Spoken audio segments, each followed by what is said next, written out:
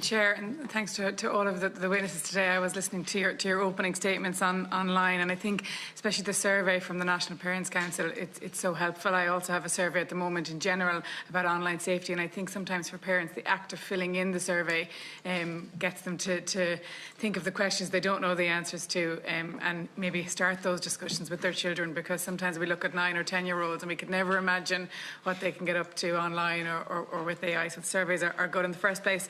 Fionn, I think that your AI cramming was probably healthier than my 4 a.m. Red Bull cramming. So I think we've come a long way. But I want to touch, Grace and Fionn, you brought up regulation and you kind of honed in on age verification. And I actually met with TikTok at the Planning Championship last week, and they were talking about behaviour analysis to figure out if somebody is, between 13 and 16 or 16 and 18.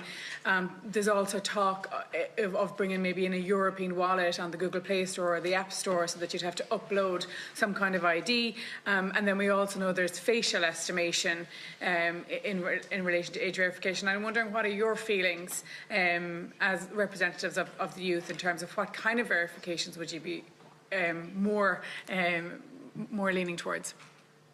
Well, as to the first point, as like monitoring what videos they're watching, what content they're consuming to verify their age, I don't think that's a very reliable type, because once young people know that that's what's happening, they're going to start watching videos that make them seem older than 18. Like they could start, they could start watching videos that make them seem older than 18, and they'll get around that very quickly. Age verification and the European wallet, even having to provide ID, like your passport, that's a great idea, but there's always ways around verifications, and it's the same. There's ways around everything.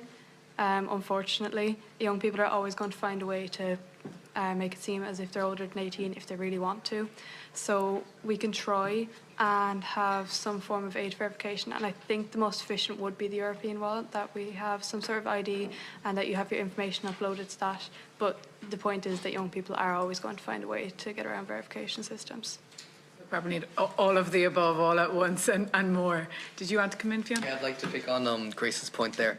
I agree with her that AI verification systems in their present form are not working. The UK implemented the Online Safety Act a number of weeks ago, and we've already seen the number of exploitations and the number of ways to get around it, and it doesn't work. It's simple as that. And I agree with yourself and Grace that the Google Wallet is the most effective way to do it. It's not a way that you can easily get around, and it will help people avoid using AI that will harvest their data or be dangerous towards their system and could potentially harm them in the long run. So, thank you so much. And Ruben, I'll just come to you if that's okay. You mentioned in your opening speech the digital divide.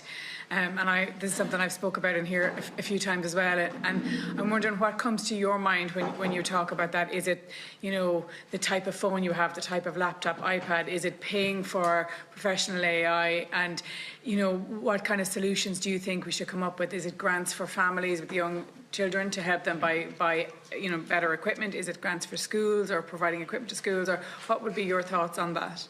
Well, in the UK, we saw a few years ago that they specifically invested in Youth Work Services to tackle online misinformation, disinformation. We can have a similar strategy in Ireland, because there is a lot of work being done within schools and formal education to learn more about AI. But the groups that are at most risk for the digital divide is the type of people that Alison was talking to, those who are disadvantaged youth, people, early school leavers. It's important that they have a stake in this new technology as well. And so that's through programs like the DreamSpace program we've been working on, that aims to not only teach them about how AI works, the black box and the algorithms, but also to look at how you can protect yourself, how you can know what's wrong, where deepfake is, and that AI literacy piece is really important. So we would see as, if you want to make sure that vulnerable people and that digital divide is bridged by AI rather than widened, youth work is a fantastic space by which we can approach that problem. Okay, thank you. Deputy Paul Murphy.